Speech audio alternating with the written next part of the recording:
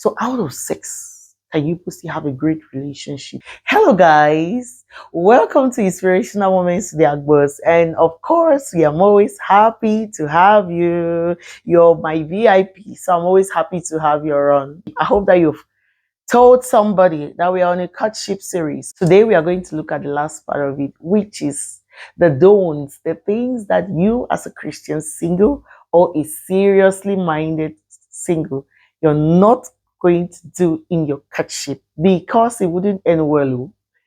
So sit down, relax, let's get into the gist. The first, you should not make decisions, right, based on your emotions. I know this is very difficult because sometimes when you're in love, your head is blocked like it's like anything cuckoo does not enter you. You're not even ready to hear what God has to tell you. But that's not the best for you. Sometimes it's difficult because you have taken so much steps and you are close to the wedding, or you're just so excited about the wedding and you're not thinking, you don't want to know, you're not even open-minded to what God has to tell you. But rather than making decisions out of emotions, your spiritual antenna has to be alive to hear what God has to tell you. Don't make any decisions out of emotions, be it on your wedding date, be it on whether to get married to this person, be it on anything of interest to both of you. Do it out of wisdom and out of discernment. The next is don't ignore red flags. I know we talked a little on our previous videos, but don't ignore the red flags. If you have seen something, have honest conversation and prayerfully wait until you are clear on that. You know what's a red flag? A red flag is that thing that you see that is going to potentially cause serious problems in your marriage. So don't ignore such. Now, everybody has zero tolerance. You have to be able to identify if this behavior from this person is like your zero tolerance. Zero tolerance, as in you can't take this. Oh, no, no, no, no. Then you have to maybe wait, examine where that character is. Oh, why not break up from this person? It means that you cannot live together. Or if there is anything that needs to be addressed before moving forward, when you see a red flag, my dear, pay close attention to it. Very close attention. Like what we said, a lot of people will see this red flag, and because they want to do like this or with a ring, they will just ignore it like that. And very soon, yeah, I don't want it again. I don't want to do. I don't do. I don't do things like that. Or I'm done. Or no. Some people even suffer for life because of red flags that they ignore. I remember a story that my mother told me years ago about a friend that this friend, apparently, when she met this handsome man, this man was a chronic womanizer. And this woman, she was just so innocent. And the few times that she caught him, he made some stories and just apologized, some kind of apology. And she went on because they didn't have a really long courtship period. It was kind of arranged marriage, and she went on with it. And many years later, in fact, just after the marriage, the man was having children left and right and front and center and everything. And what can she do? She has to take them in and live with it forever, even though she's regretting. In fact, she never owned her husband from the day that he got married to when he died. He was meant for the outside world, and she developed too many things in that marriage, nerve issues and another thing. You just need to be mindful of your red flags, and the next step that you take, it's your decision, but don't ignore it. As the advice. I think that we mentioned this point that I want to break up in the previous video, but I want to talk about it because I know. Now, don't rush into intimacy with this person. So this point that we're about to talk about, we spoke about it in our previous video about not rushing into intimacy, sex, or finding yourself in a very close position that can be compromising. Honor God's design for marriage. Leave it for marriage. Remember that you're building a lifelong relationship, right? And even in marriage, you will not be having sex like that. You will not be having it. So out of sex, can you still have a great relationship? That is what you're supposed to do it. Now, a lot of people have had this controversy that you should have sex because marriage to know whether the guy can satisfy you. If he cannot, you better end it because unmet sexual satisfaction in marriage has caused a lot of divorce, or it's one of the current leading causes of a lot of divorce. Why I agree that it's one of the leading causes of so many divorces that we have these days, I'll still want to tell you that there is a way to go about it. You don't know how, you don't need to see it, you don't need to touch it before you know. Eh?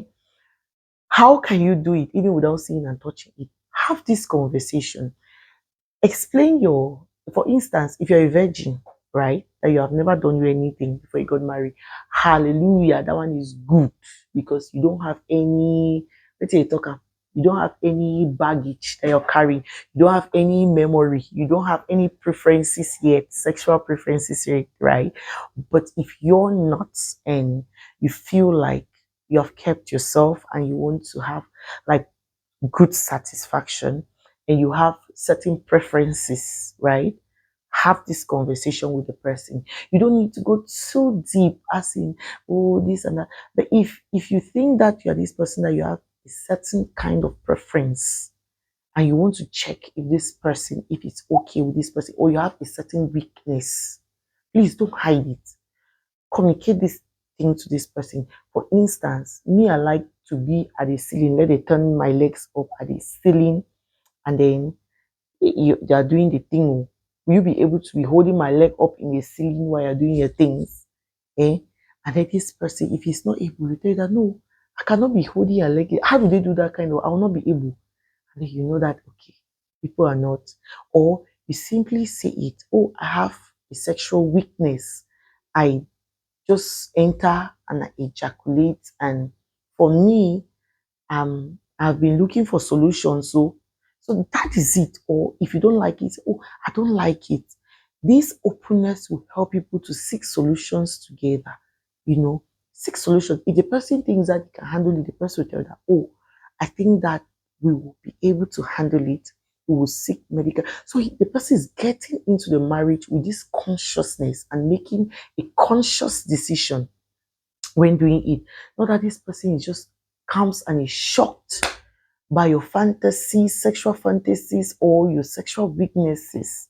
So have the conversation, but you don't have to do it. But make sure that the conversation is not that which is going to lead you people to want to try something. Eh? Next, don't. Do not put undue pressure on your partner. Ha! Some of you poor aunties and uncles, people can pressure somebody.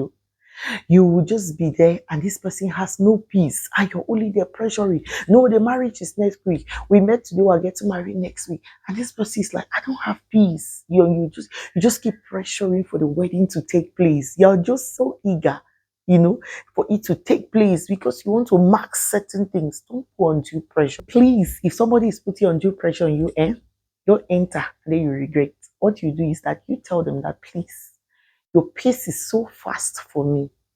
I think that I want to go at a slower pace, right? And also, I'll need my space to process these feelings that I'm having right now.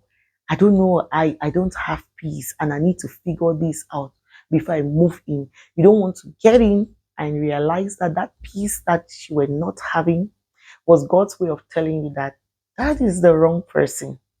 So take your time and do the right thing rather than fast forward and end up in a very messy situation.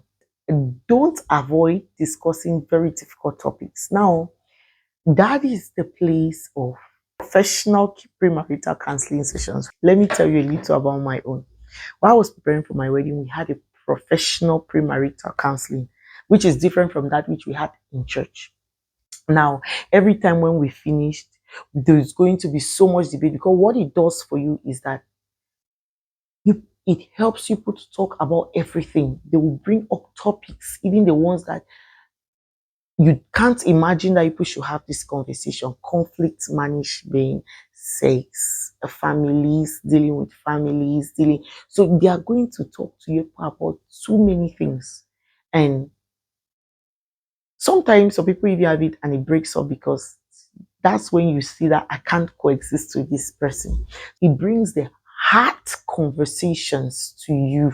Yeah. And by the way, if you're looking for a counselor to handle your premarital counseling, you have a plug. My husband is a plug, right? And if you don't want him, he has a professional network too that he can get one for you. So please allow him to do it, and you will be glad he is your counselor. I mean, he's the best that there is.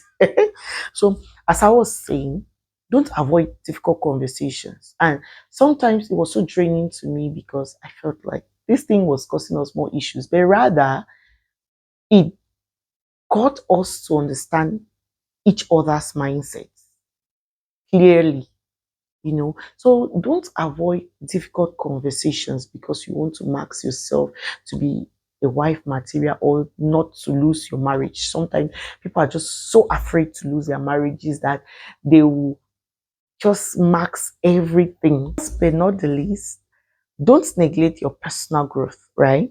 I've seen people, I don't know if God told them, and they had to give up a lot, professional growth and other kind of growth because they were getting married. Just imagine neglecting your growth, maybe professionally.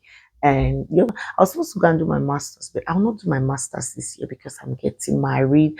I want to enter there. My dear, by the time he tells you that this and that and that and that's happened, right? You will be crying premium tears. Courtship is not the time for you to be making sacrifices and compromises. It's in marriage that you can make your sacrifices and compromises. So don't compromise for somebody that or sacrifice for somebody that people are still to get in, because if you have not said I do, if you have not signed it, don't also neglect your even your spiritual growth. While you are praying together, have your own time that you're praying alone at your own closet.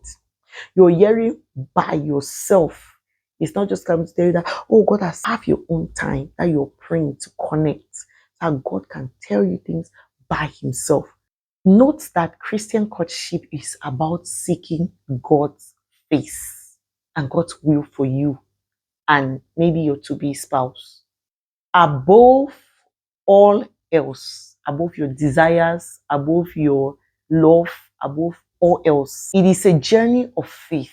It's not a journey of romance. It's a journey of discernment. It's a journey of watchfulness.